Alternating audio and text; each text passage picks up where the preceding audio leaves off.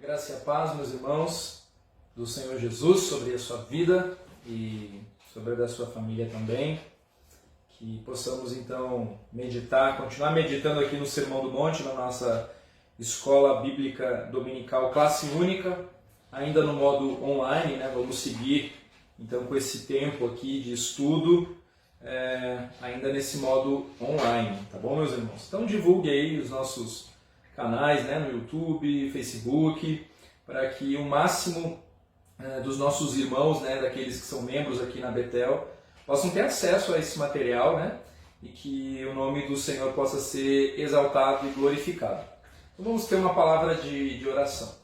Senhor, muito obrigado, Deus, por mais um dia. Muito obrigado, Senhor, pela Tua misericórdia que se renova sobre as nossas vidas. Clamamos para que Teu Espírito Santo ministre ao nosso coração através da Tua palavra, palavra que é viva, e que o Senhor nos instrua acerca do modo como devemos viver, como devemos realmente Te agradar, Pai. Então tem misericórdia de nós, perdoa os nossos pecados, perdoa as nossas falhas, nos ajude, Deus, a realmente viver de um modo digno da vocação pela qual o Senhor nos chamou. E assim oramos, gratos pelo nome de Jesus Cristo. Amém. Amém, meus irmãos? Então hoje nós chegamos finalmente aqui ao capítulo 6 de Mateus e vamos dar continuidade então ao nosso estudo ao Sermão do Monte. Nós chegamos no que nós poderíamos chamar aqui de uma nova sessão do Sermão do Monte. A primeira, ali no capítulo 5, dos versos 3 ao 12, com as bem-aventuranças, né, uma descrição do crente, das características de como somos em Cristo. A segunda divisão ali apontando para a reação do cristão a esse mundo e como que esse mundo reage diante dele, né? Então nessa nossa interação devemos ser sal e luz, né? Neste mundo aqui, e que também sofreremos perseguição por sermos servos do Senhor Jesus Cristo. E nos versos 17 até o 48 nós vimos ali a relação entre o crente e a lei de Deus, e vimos domingo após domingo ali os 6 contrastes que o Senhor Jesus apresentava frente aos ensinos, né, dos fariseus e dos escribas ali, do ensino distorcido dos fariseus e dos escribas. Então agora no capítulo 6 nós somos expostos à realidade da vida do crente, né, que está sempre na presença de Deus. Então tudo o que nós fazemos é feito diante da face de Deus, e aqui é um princípio já norteador na leitura do texto de hoje aqui, e para as nossas vidas, né? Para saber que o Senhor sabe todas as coisas, que nós estamos sempre diante da face de Deus. O que isso deve gerar no nosso coração, no nosso modo de viver? Então, essa sessão aqui do capítulo 6, ela pode ser dividida em 2 ênfases. A primeira, ela é uma ênfase em torno do nosso relacionamento com o Senhor, né? Trata-se então do modo como nós lidamos com a nossa, vamos dizer assim, entre aspas, nossa vida religiosa, né? Digamos assim.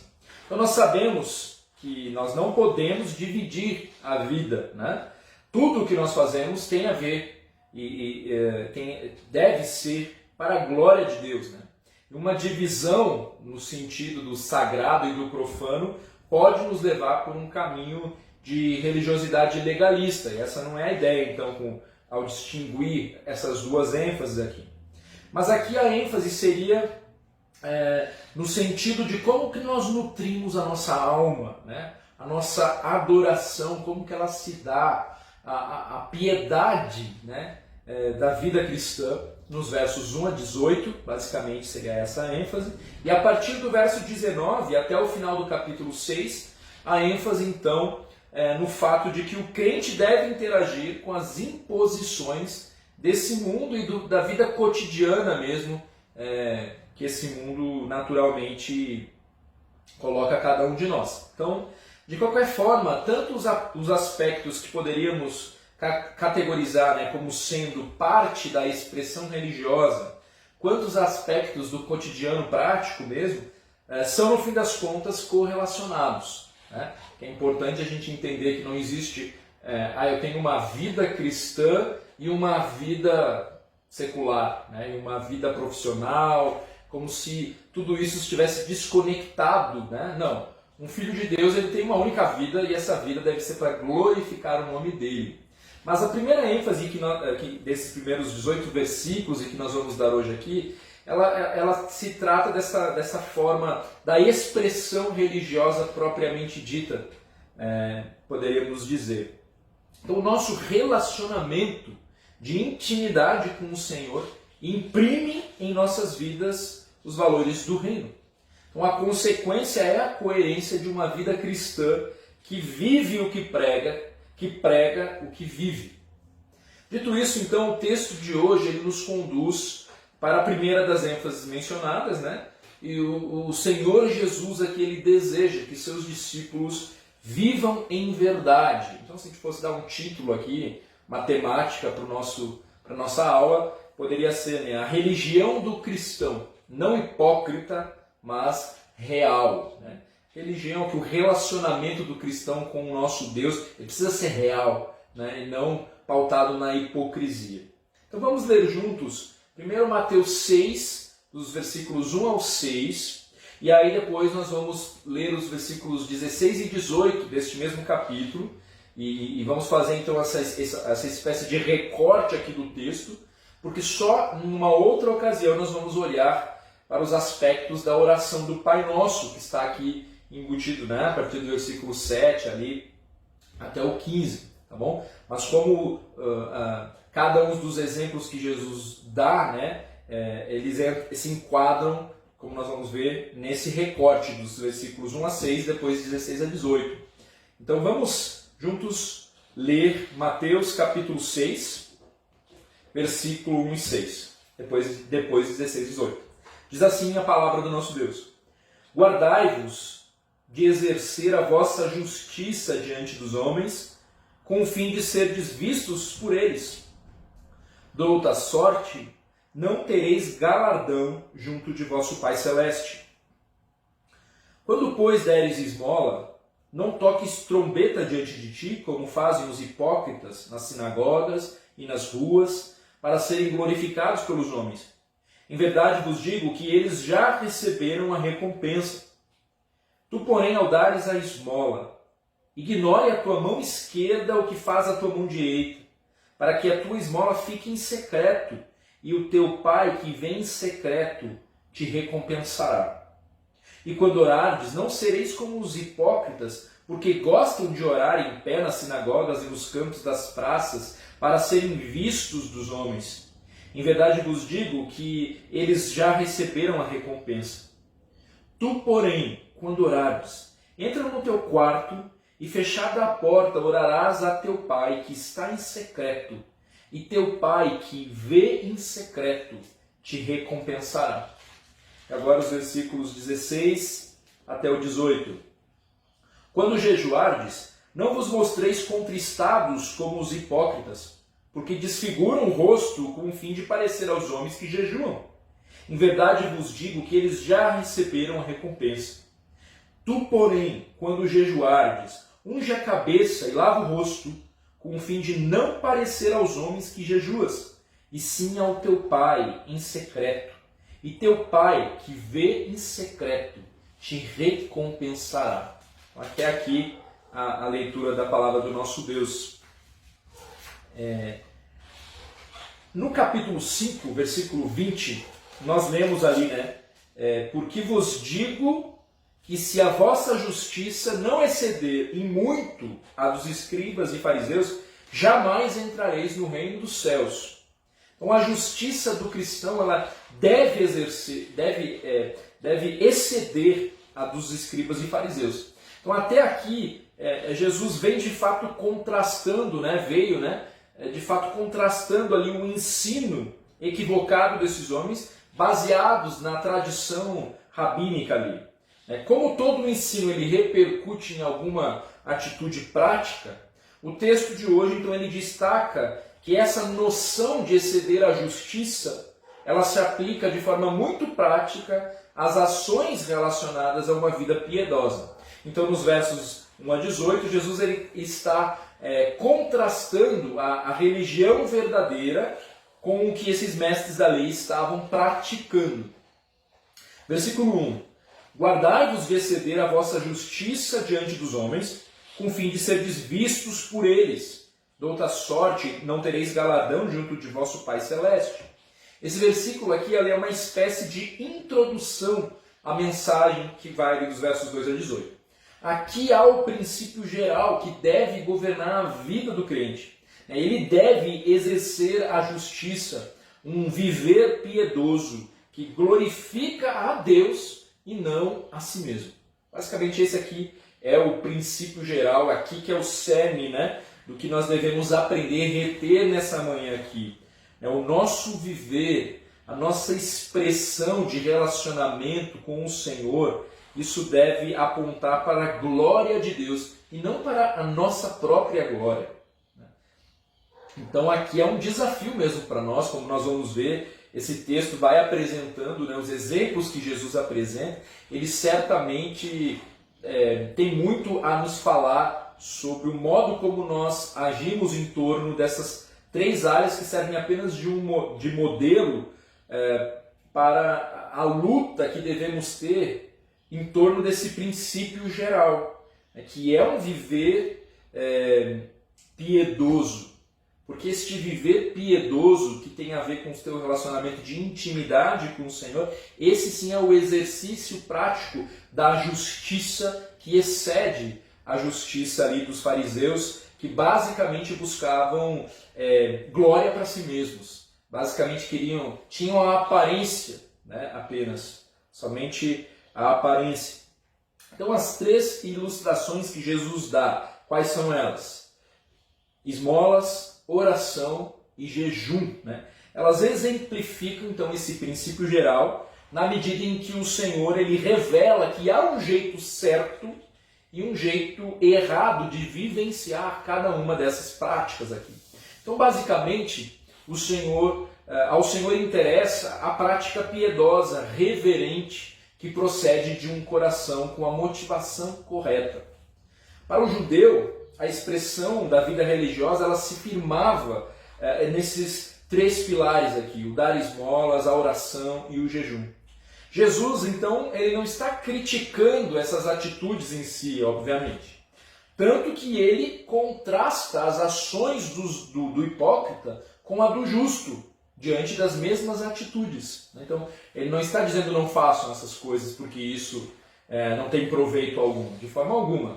Mas ele aponta o caminho de como este relacionamento, a prática disso, pode glorificar a Deus ou pode simplesmente ter significado algum diante de Deus, uma vez que está voltada para a glória do homem aqui.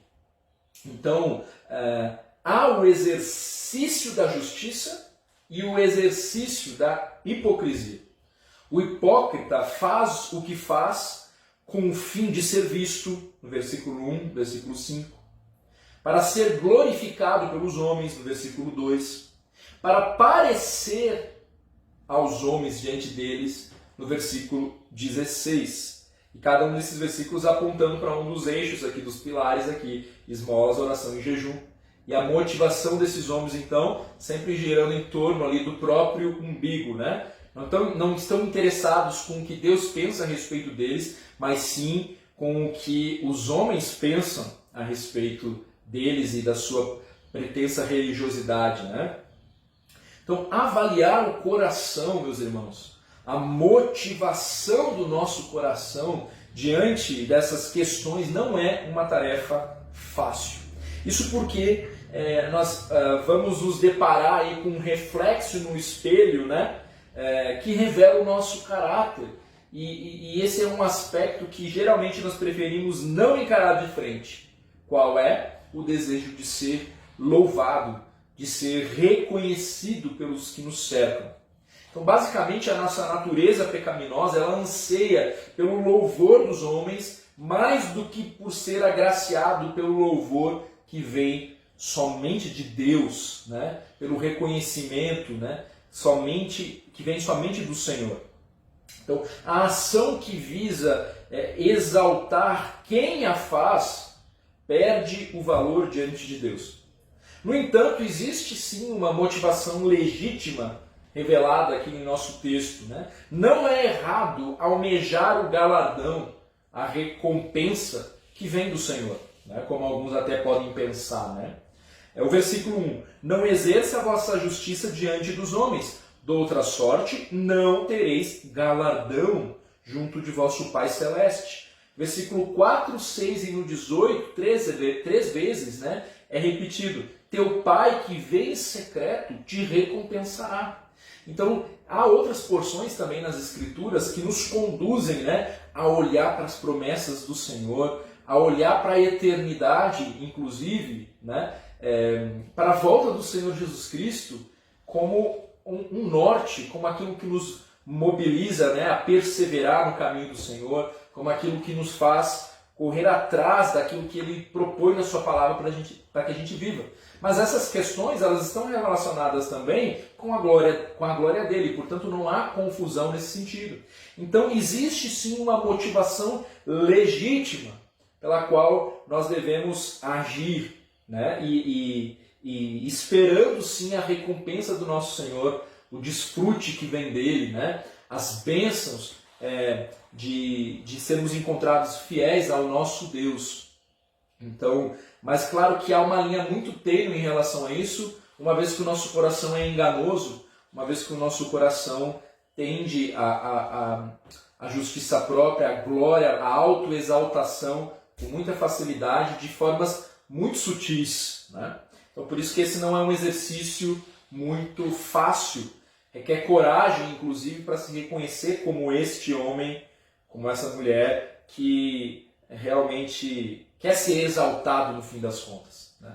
Então, que o Senhor nos capacite a fazer esse exercício de autoconfrontação com um coração humilde diante dele, porque realmente sem um coração humilde na presença do Senhor, entendendo quem Ele é, entendendo quem nós somos, é impossível colocar qualquer plano de ação de uma mudança bíblica eficiente, enquanto nós não reconhecermos o nosso pecado, né? Então deixe-se confrontar, irmãos, em relação a essa palavra, né? Perceba, esteja atento aí à voz do Espírito Santo e às sutilezas, pequenas, né, sutilezas em torno desse desejo de ser louvado, de ser reconhecido pelos que nos cercam, né? Então, o crente, ele se move, como eu falei aqui, com os olhos na eternidade, movido por valores que divergem dos valores desse mundo aqui, né? Considerando então que a natureza da recompensa divina, ela difere da recompensa dos homens. Então, o que eu estou tentando dizer aqui é que existe então uma motivação legítima para as ações do cristão, né? Que tem a ver com a glória de Deus. E Deus é glorificado quando nós olhamos para as suas promessas e ansiamos recebê-las, né? Então, o contraste que nós percebemos com as atitudes do hipócrita, que o texto, né, repete também 3 vezes ali, que já receberam a recompensa, né, deve nos conduzir a um questionamento pessoal. Por que nós insistimos em receber a recompensa que vem dos homens? Será que a recompensa daquele que vem em secreto não nos é suficiente, né? Por que nós sempre queremos mais, temos essa atitude de descontentamento, né? Por que nós agimos como meninos carentes de atenção, querendo o aplauso, querendo a honra, muitas vezes, né? Então, as 3 ilustrações mencionadas por Jesus apontam para esse desvio do nosso caráter tão vil, né? Que busca usurpar o lugar do nosso Deus. E o que é pior, né? Através de expressões tidas como piedosas, né? Os exemplos que o Senhor utiliza aqui. Então, deixe-se confrontar pela palavra do nosso Deus. Versículo 2. Então ele começa dando a sua primeira ilustração aqui em torno das esmolas, né? Quando, pois, deres esmola, não toques trombeta diante de ti, como fazem os hipócritas nas sinagogas e nas ruas, para serem glorificados pelos homens. Em verdade vos digo que eles já receberam a recompensa. Tu, porém, ao dares a esmola, ignore a tua mão esquerda o que faz a tua mão direita, para que a tua esmola fique em secreto, e teu pai que vê em secreto te recompensará. A esmola era a primeira na lista das boas obras aqui do judeu, né? O judeu a encarava como o mais sagrado de todos os deveres religiosos. Mas a maneira errada de se dar esmolas, então, ela é aqui revelada pelo Senhor Jesus, né? A propaganda, né? Fazendo propaganda a respeito disso, né? Isso imaculava, na verdade, aquela atitude, né? que deveria se ter, né? Então, tem gente hoje que faz isso com o apoio das redes sociais, né? Você já deve ter visto algum meme aí, pessoa doando e fazendo uma selfie da sua ação de caridade, né? Até dando a desculpa ali de ser, vamos ser um modelo, né? De boas ações e tudo mais. É muito complicado, né? Tocar trombeta diante de si. Aqui é uma metáfora, né, para o tornar público. E esse tornar público, então, ele pode estar carregado aí, né, de soberba, de orgulho próprio. Lloyd, né, o autor do livro que tem servido de base aí tem nos ajudado, né, a entender algumas questões. Ele nos alerta para o fato de que nós podemos ter uma postura de anúncio das nossas obras de uma maneira muito sutil. Aí dá um exemplo, né? A prestação de relatórios sobre quantas almas foram alcançadas, por exemplo, na última viagem missionária, ela pode estar disfarçada aí de vanglória com pretexto de que outros precisam, né, ter o conhecimento e glorificarem o nome de Deus quando souberem quantos foram salvos, né? Então, a prestação de contas sobre o nosso trabalho, sobre o nosso ministério, como Deus tem nos abençoado, né? Eu quero edificar a vida dos outros com tudo aquilo que Deus tem feito e tem permitido, né? E ao mesmo tempo aí pode estar sutilmente mascarado um desejo de ser exaltado, de ser glorificado. Talvez você consiga reconhecer outros exemplos de sutileza aí na sua própria vida, ou enfim, né? Perto dos contextos em que você está inserido, de sutilezas com relação a essa postura aí de autopropaganda, né, sobre as boas ações, sobre as boas obras. Nossas atitudes motivadas pelo anseio do reconhecimento gerarão aí recompensas, talvez, né? Talvez o aplauso desse mundo, o reconhecimento das pessoas, né? Um status aí diante daqueles que te enxergam e que você também enxerga. Mas tais recompensas, elas não se comparam às que viriam, né? Às que vêm das mãos do Senhor. Então, uma maneira de verificar aí a saúde do seu coração em relação a isso é perceber as suas atitudes e as suas reações. Porque se você tiver certeza, né, e aí uma pergunta que você pode se fazer para você mesmo, se você tiver certeza de que absolutamente ninguém vai tomar conhecimento da sua generosidade, você ainda assim faria? Você ainda teria essa atitude de, não, eu vou doar, eu vou ajudar? Se ninguém ficasse sabendo, talvez essa seja uma pergunta crucial, né? Porque senão, aí você tem que sondar o próprio coração e ver isso, né? Porque se você de fato só está fazendo porque tem alguém para verificar ali o seu ato, né? Talvez isso indique que você está querendo reconhecimento de terceiros, né? Eu lembro que uma vez eu fui pagar a mensalidade do seminário, né?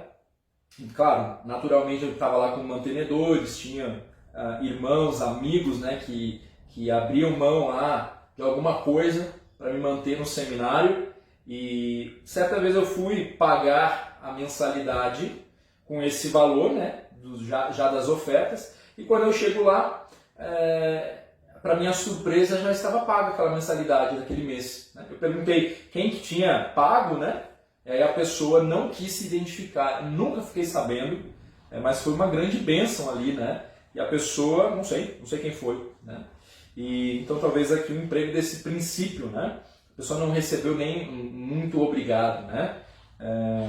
Então essa é uma maneira talvez de você certificar como é que está o seu coração em relação a essas atitudes, né? Qual que é a sua atitude então, se ninguém tomar conhecimento da sua ação generosa, né? Outra coisa, esteja atento às suas ações, mas também às suas reações, né? Se você não é elogiado, se você não é agradecido, se você não é honrado, como que você fica? Como que você reage? Você fica insatisfeito? Você fica tristemente frustrado? Isso provavelmente indica que você tem agido para a sua própria glória e não a de Deus, né? Como afirma um dos autores aqui, Barclay, né, um dos comentaristas aqui, você não ajuda para que os pobres vejam aliviada a sua miséria, mas para gratificar sua vaidade e seu próprio sentido de poder. Uma frase aqui para a gente pensar. Então, qual é a maneira certa de agir? Tu, porém, ao dares a esmola, ignore a tua mão esquerda o que faz a tua mão direita, para que a tua esmola fique em secreto e teu Pai que vem em secreto te recompensará. Que luta interior aqui cada um de nós trava contra o orgulho, né, de nós mesmos. Aquela sensação, eu sou bom, né? Eu sou o cara, né? Quando diante de algo bem feito ali, né? É claro que nós podemos ter uma motivação correta também em relação a isso, desde que nós venhamos a dar a glória, né, devida ao nosso Deus. Nós esquecemos que se há alguma coisa boa em nós, ela procede daquele que é bom, do nosso Deus. Isso é um problema. Então, cuidado para não criar também um arquivo nas suas próprias memórias, né, das boas obras que você realiza. Porque talvez aqui a gente poderia ser tentado a recorrer a esse arquivo como uma forma de justificar um mau procedimento em outras áreas, né? É quase como dizer, não, eu não sou tão mal assim. Olha o que eu já fiz pelo fulano. Olha como eu sou justo aqui, né? Fazendo bem. Então, além da possibilidade do orgulho aí orientando os nossos pensamentos. Então vamos deixar Deus anotar as nossas realizações aí, né? Na medida em que a gente dá fome para quem está com fome, dá comida para quem está com fome, dá água para quem está com sede, visita o encarcerado. O que o Senhor Jesus fala? Vocês, quando fizeram isso para esses, vocês estavam fazendo para mim. Ou seja, o Senhor está atento às nossas atitudes, certo? Mas vamos deixar então Ele anotar, né, as nossas realizações e não estampar isso no Facebook, estampar isso de forma sutil na maneira como conversamos, como fazemos os nossos pedidos de oração, né? Ou até mesmo então guardando aí nesse arquivo pessoal para você inflar o seu ego com você mesmo, né? Então, ignore a tua mão esquerda o que faz a tua mão direita. Vamos deixar o Senhor aí contabilizando tudo, né? Ele vê tudo e Ele registra tudo, né? E Ele dá a recompensa aos que assim procedem no tempo oportuno. O nosso alvo, então, é que todas as nossas atitudes elas visem exclusivamente a agradar ao nosso Deus. A glória é dada a Ele. Então aqui uma verdade que nós precisamos destacar, né? E que já até mencionei também, né? Deus Pai, Ele vê em secreto. Ele vê e considera as nossas motivações. Então no último dia nós haveremos de receber das mãos dEle a recompensa que realmente importa, né?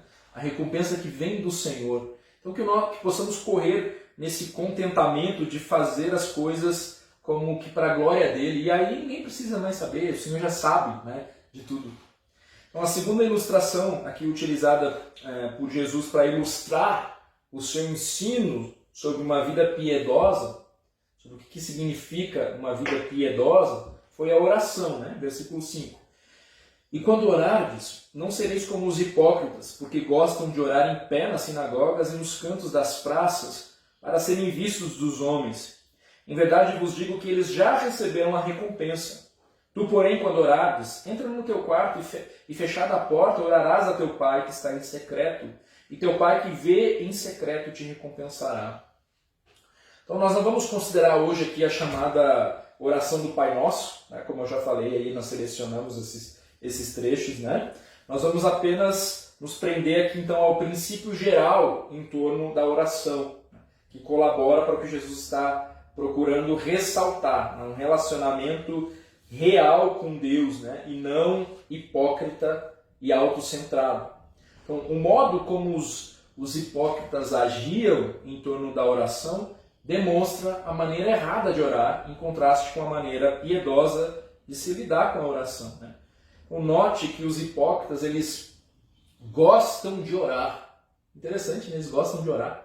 Mas esse gostar está distorcido, né? Porque ele tem como objetivo ser visto pelos homens. Eles utilizavam-se então da oração como um meio para se apresentarem como homens extremamente zelosos e piedosos. Então a repreensão por orarem nos cantos das praças, inclusive, né, é porque tais homens aqui eles buscavam evidenciar que a sua alma era tão devota que eles não podiam sequer esperar para chegar no templo. Sou tão consagrado, né? Eu preciso deixar isso muito claro para todo mundo. Então eles não conseguiam sequer se conter. Então há uma referência, inclusive, a essas orações na rua mesmo, né? Enquanto estava indo lá para o local, vamos dizer assim, específico de oração, né? Mas o que mais nos interessa aqui, então, é o princípio que norteia essa questão, e não necessariamente o local em que se ora. Então, o desejo por ser reconhecido como alguém que ora é o cerne aqui da questão, né? E não necessariamente onde você está orando. Então, um exemplo confrontador aqui, né? Ao fechar a porta do seu quarto e ficar ali algum tempo em oração, o que vem à sua mente em relação aos que sabem que você está ali, trancado no quarto em atitude de oração? Aos membros mesmo da sua família. O que passa na sua mente? Então perceba, né? O que está em jogo aqui não é o local em que se ora. Não se está condenando tão pouco a oração congregacional, ou que alguém possa fazer uma oração, né, em conjunto ali. Não, ninguém está condenando isso, né? Mas a motivação do coração em querer aparentar uma espiritualidade, quase como quem atinge um status diante ali dos meros mortais, né, que não oram de forma tão expressiva, que não tem as palavras tão pomposas, né? Então, ó excelso Deus supremo das alturas, sabe? Com essa necessidade de deixar tudo muito florido. Não que seja errado, né, necessariamente, mas é a motivação, né, que está se falando aqui por se mostrar superior ou mais espiritual do que outros, né? Pela maneira como ora, né? Ou também pelo tempo que dedica a essa oração. Então, quando a maior preocupação na hora de orar se torna você mesmo, então tem algo de muito errado. Essa necessidade de sermos reconhecidos como homens piedosos através da ostentação pública, desprezando, né, o fato de que é o coração humilde dedicado a Deus que importa, é característica do hipócrita. O que me ocorre agora aqui também, irmãos, que é importante também ressaltar, né? É claro que ninguém está dizendo, olha, você não pode estar à frente, é impossível, né? Há ministérios importantes, né, que precisam de ensino, por exemplo, o ministério de louvor, o cuidado com as crianças, enfim, né? O próprio serviço, né? As pessoas vão ver você ficar fazendo coisas, né? E, então isso não significa que essa pessoa está fazendo tudo para aparecer, né? E tudo mais. Então não vamos usar essa desculpa agora para permanecermos inertes no nosso banco, né? Sem servir, né? Sem honrar o Senhor com os dons e talentos que Ele tem nos dado, certo? E tampouco vamos entender que os únicos ministérios da igreja são aqueles em que tem alguém à frente, né? Há um ministério muito negligenciado em nosso meio, né? A oração. Nós devemos orar uns pelos outros, e como esse ministério é menosprezado. E aí os nossos irmãos que já estão aí na terceira idade, não menospreze esse ministério, ele é muito importante para a igreja, né? Se não o mais importante, a oração que reconhece ali que reconhece, né, a soberania de Deus, o controle de Deus sobre todas as coisas, né? Então talvez hoje você não consiga, sei lá, por questões físicas, né, carregar as cadeiras e ser um servo, né, que varre o chão da igreja, que faz e acontece nesse sentido, mas você ainda tem uma missão, meu irmão e minha irmã, que não pode ser negligenciada, tanto no que diz respeito a esse ministério de oração, quanto no que diz respeito à evangelização, né? Você ainda tem um papel, certo?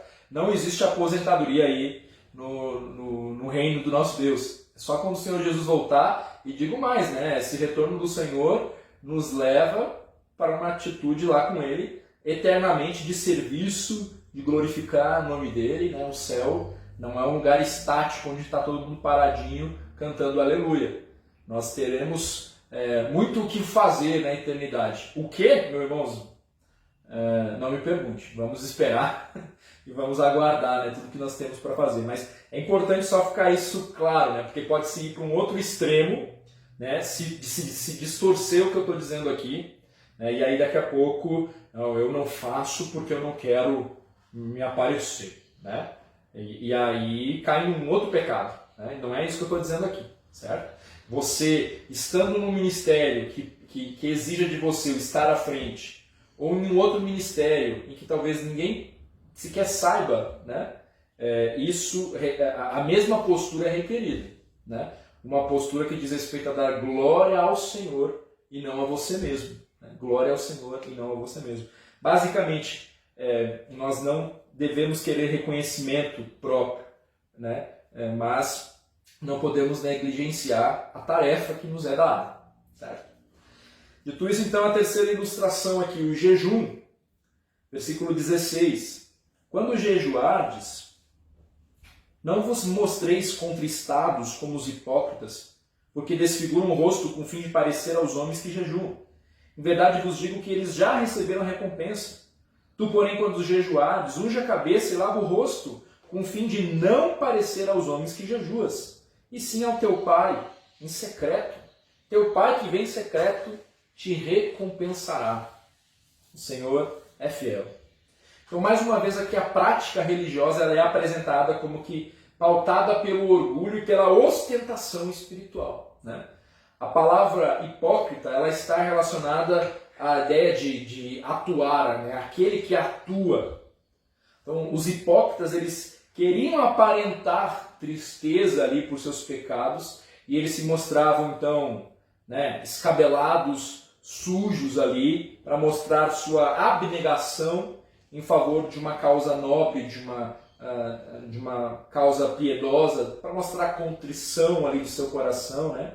Então eles procuravam chamar a atenção dessa forma para quem sabe eles serem questionados e assim tivessem a oportunidade então de declarar que eles estavam no exercício pleno da piedade por meio do jejum. Então eles desejavam ser vistos como aqueles que abriam mão de seus desejos para um viver santo, contanto que essa busca fosse reconhecida por todos. Não podia passar batido ali, né? Então o Senhor alerta para se fazer o contrário, né? Então ele coloca ali a postura que o Filho de Deus deveria ter. Vamos olhar aqui versículo 16. Tu, porém, quando jejuares, unge a cabeça e lava o rosto, com o fim de não parecer aos homens que jejuas, e sim ao teu Pai em secreto. Então, o texto aqui ele não pretende definir, né, ou dar os propósitos do jejum. Os ouvintes de Jesus já estão familiarizados aqui com a prática do jejum, né? Mas nós sabemos que o jejum ele sempre foi praticado ali em ocasiões de grandes decisões, em momentos de tristeza, de arrependimento, e sempre acompanhado de orações, podendo ser individual, podendo ser coletivo, né? Então o objetivo aqui é a verdadeira, do jejum, né? É a verdadeira contrição relacionada ao arrependimento dos nossos pecados, e não também como uma moeda de troca para com Deus. E aí talvez aqui tenhamos um princípio importante em relação ao jejum. Então, o jejum não obtém um favor automático do Senhor. Abster-se dos alimentos e da água com a motivação errada não serve para nada diante de Deus. Então, os que buscam a prática do jejum com o fim de parecer aos homens acabam sendo, então, exortados por Jesus.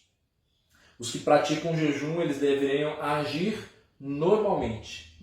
Trata-se ali de algo dele diante do Senhor, perante o Senhor. E esse vem em secreto e conhece ali e há de recompensar. Então, nesses 3 exemplos aqui, o desejo de agradar aos homens parece nortear a decisão daqueles que agem de forma hipócrita, daqueles que desejam honra para si mesmos no fim das contas. O orgulho é o que está aqui ditando o proceder desses homens. Deus requer dos seus filhos a negação da sua carne, como nós já temos visto, através da mortificação do seu eu. No caso, então, uma vida piedosa que revela um verdadeiro relacionamento com um Deus vivo só se torna consistente se o nosso principal desejo for o agradar ao Senhor. Então, convém que ele cresça e que nós venhamos a diminuir. Isso é um imperativo na vida do crente. Então, irmãos, de uma forma bastante simplificada até aqui, talvez haveria muito o que falar sobre cada uma dessas categorias aqui, desses exemplos que o Senhor Jesus nos deixou, mas que você e eu possamos verdadeiramente meditar aqui nas nossas motivações, nas intenções do nosso coração. Ao Senhor nós não enganamos, nós não conseguimos enganar ao Senhor, Ele conhece as intenções do nosso coração.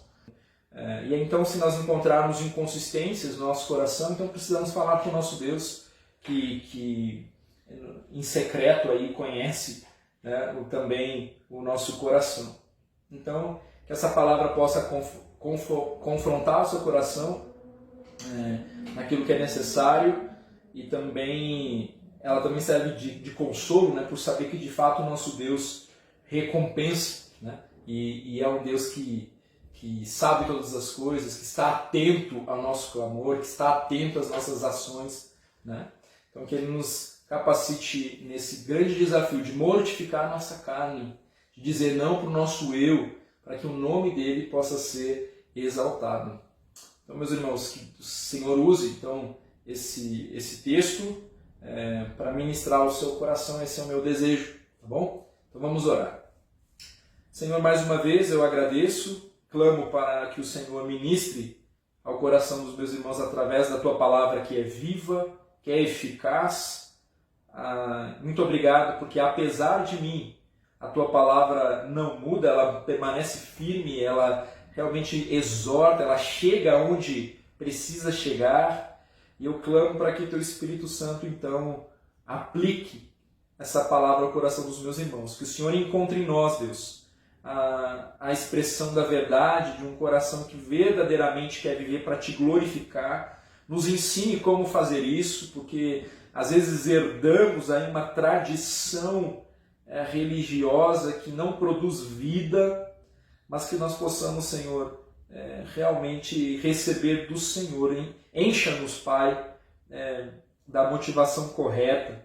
Sonda o nosso coração, Pai. Vê se há em nós algum caminho mau e endireita as nossas veredas, Senhor. Porque como nós precisamos de Ti, como precisamos do Senhor, nosso grande Salvador, que somos tão falhos, tão cheios de nós mesmos.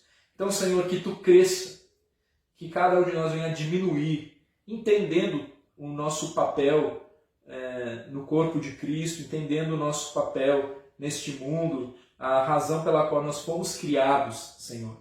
Então nos livra de toda a hipocrisia, de todo o engano, de toda a mentira. Nos ajude, Senhor, a andarmos em espírito e em verdade. Esse é o meu desejo, esse é o meu pedido. Tem misericórdia de nós. Assim oramos, em nome de Cristo. Amém. Amém, meus irmãos? Então, logo mais, hoje à noite, nós temos o nosso culto, certo? A transmissão online, ela continua. Então, vamos orar uns pelos outros. Esse é um momento ainda delicado. não é o cenário ideal que nós esperamos, mas nós, como eu já disse, né, inclusive, vamos nos alegrando com o pouco ali que temos recebido, né, mas que o Senhor está no controle de tudo isso, reconhecendo o controle soberano de tudo isso. Então, aos irmãos que não poderão estar aqui presencialmente, até porque também não teria espaço para todo mundo, certo?